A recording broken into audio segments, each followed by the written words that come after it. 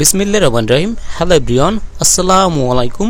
তোমাদের ক্লাস নবম দশম শ্রেণীর আরও একটি কবিতার ক্লাস নিয়ে হাজির হয়েছি। দেখো, এটা হচ্ছে সলিটিউড। সলিটিউড হচ্ছে একাকিত্ব, নির্জনতা, এই বিষয়টা আর কি। খুবই সুন্দর একটি কবিতা এবং তোমাদের যতগুলো কবিতা আছে তার মধ্যে আমার এটি একটি প্রিয় কবিতা বলতে পারো। এখানে তোমাদের আমি প্রায় সবগুলো কবিতা ব্যাখ্যা করেছি, তোমরা চাইলে এখানে প্লে লিস্টে দেখে আসতে পারো। আচ্ছা, আমার যে কবিতার এক্সপ্লেন সেই ধারাবাহিকতা আমি যদি বলি কিছু সেকেন্ডের মধ্যে এই সম্পূর্ণ কবিতাটার একটু সামারি বলি বাংলায়, তাহলে তোমার বুঝতে সুবিধা হবে। এটা হচ্ছে আমাদের জীবনের সাথে রিলেটেড একটি কবিতা। এখানে আমাদের জীবনে যে এখানে সুখের সময় বা ভালো সময় সবাই আমাদের পাশে থাকে বা সবাইকে আমাদের পাশে পাই সুখের সময়, কিন্তু দুঃখের সময় আমাদের জীবনে যখন এখানে কলাপস করে, দুঃখ থাকে, তখন কিন্তু আমরা কাউকে আমাদের পাশে পাই না বা আমাদের সাথে থাকে না বা আমাদের কষ্টের ভাগ নিতে চায় না। সুখের ভাগ সবাই নিতে চায় কিন্তু কষ্টের ভাগটা সবাই নিতে চায় না। এইরকমই কিন্তু আমাদের জীবনের সাথে সম্পর্কিত একটি কবিতা। এই কবিতায় অনেকগুলো সুন্দর সুন্দর লাইন আছে। আমি একটি তোমাকে লাইন বলি, এরকম আর কি। তুমি যখন খাবারের আয়োজন করবে, ঠিক আছে, তখন তোমার বাড়ি ঘর বা তুমি যেখানে থাকবে তোমার আশেপাশ মানুষে পরিপূর্ণ হয়ে যাবে সেই খাবারগুলো খাওয়ার জন্য। কিন্তু তুমি যখন রোজা থাকবে, মানে তুমি যখন না খেয়ে থাকবে, তোমাকে কেউ খোঁজ নেবে না বা তোমাকে কেউ জিজ্ঞাসা করবে না তুমি কি খেয়েছো নাকি না খেয়ে আসো। ঠিক আছে, দুনিয়াটা এরকম। তোমার ভালো সময় সবাই পাশে থাকবে, তোমার সুখের সবাই ভাগ নিতে চাইবে, কিন্তু দুঃখের ভাগ কেউই নেবে না আর কি। এরকম একটি সুন্দর কবিতা তোমাদের সলিটিউড। এটা লেখক হচ্ছে বাই এলা উইলার উইলকক্স। ঠিক আছে, ইনি হচ্ছে আমেরিকার রাইটার। এইটুকু জানলে হয়, আর একটু জানতে পারো। সেটা হচ্ছে জন্ম হচ্ছে 1850 এবং মৃত্যু হচ্ছে 1919 সালে। তো দেখো, আমরা শুরু করছি। এই কবিতার সবগুলো লাইন তোমার জীবনের সাথে তুমি মিল খুঁজে পাবে। দেখো, লাভ, হাসো, and the world laughs with you. যখন তুমি হাসবে, যখন তুমি ভালো সময় পার করবে, সারা পৃথিবী, সারা ওয়ার্ল্ড তোমার সাথে হাসবে বা তোমার সাথে থাকবে, এটা আর কি বোঝাচ্ছে। ঠিক আছে, এবং তোমাদের আমি সুন্দর করে বোঝানোর জন্য এখানে কিছু পিকচার অ্যাড করেছি, তোমরা আরো ইজিলি ক্যাচ করতে পারবে বিষয়গুলো। আচ্ছা দেখো, laugh and the world laughs with you. যখন তুমি হাসবে, সমগ্র দুনিয়া তোমার সাথে হাসবে। তোমার ভালো সময় সবাই তোমার পাশে থাকবে আর কি। উইফ, তুমি যখন কান্না করবে, ঠিক আছে, উইফ মানে ফুপিয়ে ফুপিয়ে কান্না। তুমি যখন কান্না করবে, অ্যান্ড ইউ উইফ অ্যালোন, তখন তুমি একাই কান্না করবে। ঠিক আছে, বললাম না, এখানে সবগুলো সেন্টেন্স তোমার মনের মধ্যে দাগ কেটে যাবে বা অনেকটা মজা পাবে, তুমি ফিল করতে পারবে। এই যে তুমি যখন হাসবে, laugh and the world laughs with you, weep and you weep alone. যখন তুমি কান্না করবে, তখন তোমাকে একাই কান্না করতে হবে। তুমি যখন খারাপ সময় পার করবে, সেটা তোমাকে একাই পার করতে হবে। তোমাকে একটা জীবনমুখী যদি এক্সাম্পল দেয়, সেটা হচ্ছে তোমরা যখন ভালো রেজাল্ট করো, তোমরা একটা ভালো ফলাফল করো, যে কোনো ক্লাসে করতে পারো, তখন কি তোমার পাশের বাসার আংটি বা আশেপাশের যে মানুষগুলো আছে সবাই কি এখানে তোমার কাছে আসবে, তোমার কাছে মিষ্টি খেতে চাবে এবং তোমাকে শুভেচ্ছা জানাবে। এই বিষয়টা একদম সাধারণ। কিন্তু তুমি যখন খারাপ রেজাল্ট করবে, ঠিক আছে, তখন তুমি যে একটা খারাপ ফিল করবে বা এটার জন্য তোমার একটা কান্না বা একটা খারাপ লাগা কাজ করবে, সেই বিষয়গুলো কিন্তু তোমার পাশের বাসার আংটি বা অন্য কেউ সেটা ফিল করবে না, বা ফিল করলেও সেই দুঃখটা তোমার কাছ থেকে নিতে চাইবে না। কিন্তু সুখের সময় তারাই আসবে, তোমার ভালো রেজাল্টের সময় তারাই আসবে তোমার কাছে মিষ্টির আবদার নিয়ে বা অনন্য তোমাকে উইশ করার জন্য। বুঝতে পেরেছো? এরকম হচ্ছে জীবনটা আর কি। তুমি যখন ভালো সময় পার করবে, তোমার পাশে সবাই থাকবে। তুমি যখন কান্না করবে, তুমি যখন একা থাকবে, তোমার এখানে দুঃখের সময় পার করবে, সেটা তোমাকে একাই করতে হবে। ঠিক আছে, আচ্ছা এই সেন্টেন্সটা একটু ভালো করে বোঝার ট্রাই করো। For the sad old earth must borrow its mirth, হ্যাঁ, but has trouble enough of its own. এখানে কবি খুবই সুন্দর একটা ব্যাখ্যা দিয়েছে। এখানে আমরা আগের সেন্টেন্সটাই পড়ছি যে তুমি যখন হাসো, সমগ্র পৃথিবী তোমার সাথে হাসে। তুমি যখন কান্না করো, এখানে তোমার কান্নাটা তোমাকে একাই করতে হয়, বা তুমি যখন খারাপ সময় পার করো, সেটা তোমাকে একাই বহন করতে হয়, সেটার ভাগ কেউ নিতে চায় না।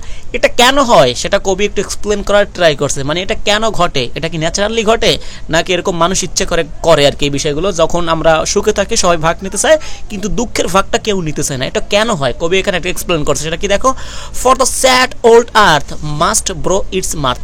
মার্থ হচ্ছে মানে যে আমাদের আনন্দ খুশি আছে, এটা আর কি। কবি এখানে বলেছে, এখানে যে অর্থটা আছে সেটা হচ্ছে আর্থ।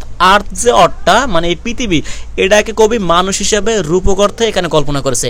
কবি বলেছে এটার কারণটা হচ্ছে এই যে ফর দ্য স্যাড ওল্ড আর্থ, এই যে স্যাড দুঃখময়ী, ওল্ড এখানে বয়স্ক, আর্থ পৃথিবীকে তিনি দুঃখময়ী, এখানে বয়স্ক বা পুরাতন একটি পৃথিবী বলেছে।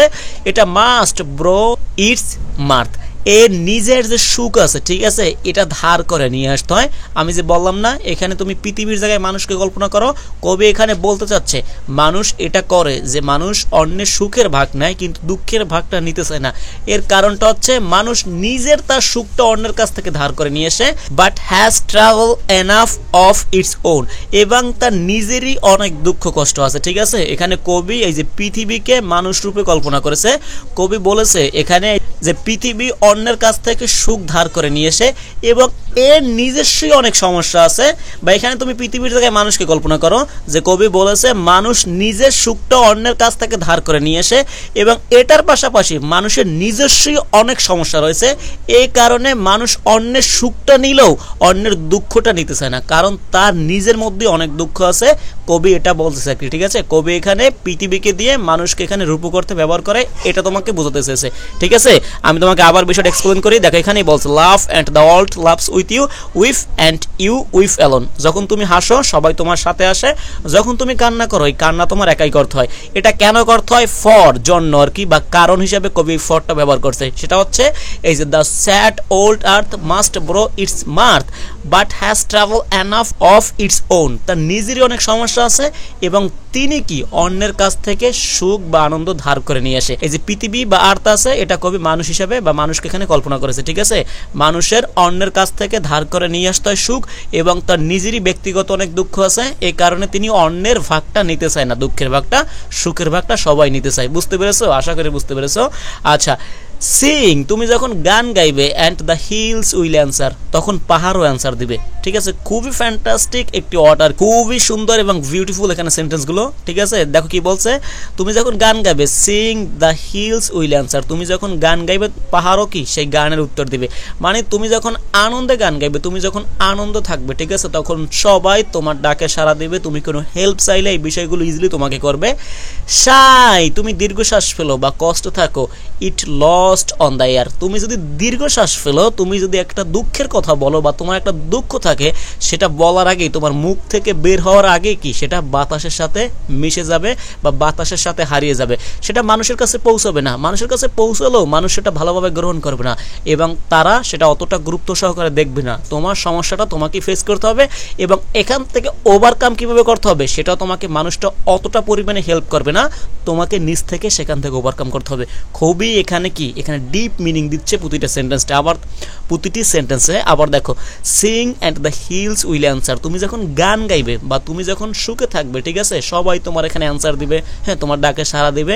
সাই, সাই কি, দীর্ঘশ্বাস ফেলা, তুমি যখন কষ্ট থাকবে, খারাপ সময় থাকবে, it is lost on the air, এটা কি তোমার এই দীর্ঘশ্বাসটা, তোমার যে কষ্টের একটা শ্বাস, সেটা এই যে বাতাসের সাথে মিশে যাবে বা হারিয়ে যাবে বাতাসের সাথে।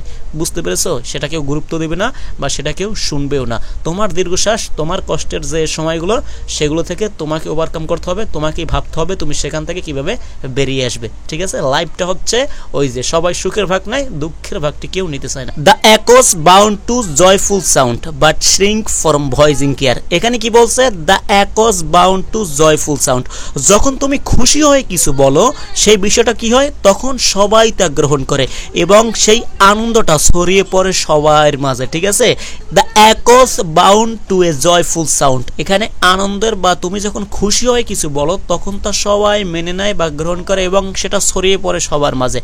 বাট কিন্তু শ্রিঙ্ক ফ্রম ভয়েসিং কেয়ার, যখন তুমি দুঃখের বা কষ্টের কোনো কথা বলো তখন সেই বিষয়গুলো কেউ শুনতে চায় না বা শুনলেও সেগুলোকে গুরুত্ব দেয় না। ঠিক আছে, লোকে দুঃখ থেকে দূরে থাকতে চায়, সবাই সেটা নিতে চায় না, বা বিশেষ করে অন্যের যে দুঃখটা আছে সেটা আমরা নিতে চাই না, আমরা অন্যের সুখটা নিতে চাই, আমরা দুঃখটাকে অ্যাভয়েড করি। আচ্ছা, তারপর কি আছে দেখো, রিজয়েস, তুমি আনন্দ করো, তুমি এখানে সুখ করো, and men will seek you, সবাই, সকল মানুষ তোমাকে এখানে খোঁজ করবে বা তোমার সঙ্গে থাকতে চাইবে, তোমাকে চাইবে। গ্রিফ, তুমি দুঃখে থাকো, অ্যান্ড দে টার্ন, তারা ঘুরে দাঁড়াবে তোমার থেকে, অ্যান্ড গো, এবং তোমাকে ছেড়ে চলে যাবে। কতটা সুন্দর এবং কতটা এখানে বিউটিফুল সেন্টেন্সগুলো তিনি ব্যবহার করছে। রিজয়েস, তুমি যখন আনন্দ থাকবে, যখন আনন্দ করবে, and men will seek you, সকল মানুষ তোমাকে চাইবে এবং বিশেষ করে তোমার আনন্দের সময়টা তারা ভাগাভাগি করে নিতে চাইবে। গ্রিফ, তুমি দুঃখে থাকো, তুমি কষ্টে থাকো, and they turn and go, তারা কি তোমাকে ছেড়ে চলে যাবে। তুমি দুঃখী হও বা তুমি দুঃখে থাকো, ঠিক আছে, তখন তারা তোমাকে ছেড়ে চলে যাবে, তোমাকে তোমাকে এড়িয়ে যাবে, ঠিক আছে? এটাই আসলে বাস্তব, নাকি ওই যে রিপন ভিডিওর মতো? হ্যাঁ, হা, এটাই আর কি বাস্তব। মানুষ তোমার সুখের ভাগ নিবে, কিন্তু তোমার কি দুঃখের কেউ ভাগ নিতে চাইবে না। আচ্ছা, তারপর কি আছে দেখো, খুবই ইন্টারেস্টিং সেন্টেন্সগুলো এখানে। They want full measures of all your pleasures but they do not need your woe. দেখো কতটা সুন্দর sentence. They want full measures of all your pleasures, তোমার যে প্লেজার্স, এখানে তোমার যে আনন্দ বা খুশির যে বিষয়গুলো আছে সেগুলো শুধু ভাগ নিতে চায় না বা অংশই নিতে চায় না, তার পুরোটা নিতে চায়, ঠিক আছে? এই যে দে অন্ট ফুল মেজার্স, ফুল পরিমাপটা বা সম্পূর্ণ অংশটা নিতে চায়। অফ অল ইউর প্লেজার্স, তোমার সকল প্লেজার্স যেটা আছে সেখান থেকে তারা শুধু ভাগই নিতে চায় না, তারা সমস্ত সম্পূর্ণ ভাগটাই নিতে চায়। But they do not need your woe, ঠিক আছে? কিন্তু তোমার দুঃখ যেগুলো আছে, কষ্ট যেগুলো আছে, সেগুলো সামান্য পরিমাণও নিতে চায় না, কিন্তু তোমার সুখের সম্পূর্ণ ভাগটাই নিতে চায়, ঠিক আছে? এই যে মানুষ চায় তার সুখের সামান্য আনন্দ যেন মিস না হয়, তাদের সম্পূর্ণ সকল অংশটা নিতে চায়, সুখের অংশটা। কিন্তু যখন তুমি কষ্ট পাবে, ঠিক আছে, তখন তারা তোমার পাশে থাকতে চায় না। হ্যাঁ, এটাই কি বাস্তবতা। আচ্ছা, তারপর কি আছে দেখো, বি গ্ল্যাড, তুমি এখানে সুখে থাকো বা খুশিতে থাকো, and your friends are many, তখন কি তোমার অনেক বন্ধু থাকবে। বুঝতে পেরেছো? এটা তোমরা বুঝতে পারো না, তোমাদের স্কুলে যখন টাকা পয়সা থাকে, তোমার যে একটা ভালো সময় থাকে, তখন কি তুমি তখন খুশি থাকো, অ্যান্ড তোমার অনেক বন্ধু থাকে, সেটাই আর কি বলছে। দেখো এরকম জীবনের সাথে এখানে তুমি কি এখানে মিলিয়ে বা সম্পর্ক স্থাপন করে পড়ার ট্রাই করবে, তখন কখনই কি এই পড়াগুলো ভুলবে না আর কি। বি গ্ল্যাড, তুমি যখন খুশি থাকো বা তুমি যখন সুখী হও, and your friends are many, তখন তোমার বন্ধু থাকে অনেক। বি স্যাড, তুমি দুঃখী হও বা তুমি দুঃখিত হলে বা তুমি এখানে দুঃখে থাকলে, and you lose them all, তুমি কি তখন সকলকে হারাবে। বুঝতে পেরেছো? এখন ভাবতেছো তোমার অনেক বন্ধু আছে, তুমি লাইফটাকে ফিল করতেছো কি তারা কি সবসময় তোমার পাশে থাকবে, কিন্তু তোমার একটি বাস্তবতা আসুক বা তুমি একটা খারাপ পরিস্থিতিতে পড়ো, তখন কিন্তু কি তুমি সকলকে হারাবে, এবং যদি কেউ থেকে থাকে সেই তোমার হবে আসল বন্ধু। বাকি যারা ছিল তারা ছিল তোমার ভালো সময়ের, বাকি এখানে দুধের মাছে যেটা বলে আর কি, ঠিক আছে? ভালো সময় পাশে থাকা। আশা করি বুঝতে পেরেছো। এই কবিতা থেকে তোমরা শুধু কবিতাটা বুঝবে না, বাস্তব বা সত্যিকারের মানুষগুলো তোমরা চিনতে পারবে। আচ্ছা দেখো, এই সেন্টেন্সটা বোঝার একটু ট্রাই করো ভালো করে। There are none to decline your nectared wine, তোমার যে সুখের সময়গুলো আছে, ঠিক আছে, তোমার যে এখানে ভালো বা মধুময় সময়গুলো আছে, ঠিক আছে, সেই সময়টা চাইবে না বা তোমার সেই সময়টার অংশ নিতে চাইবে না, ঠিক আছে, বা তোমার সেই অংশটাকে ভাগ নিতে চাইবে না, তোমার সেই মধুময় সময় বা তোমার সেই ভালো সময়টা ভাগ চাইবে না বা ভাগাভাগি করতে চাইবে না, এরকম কেউই আর কি নেই।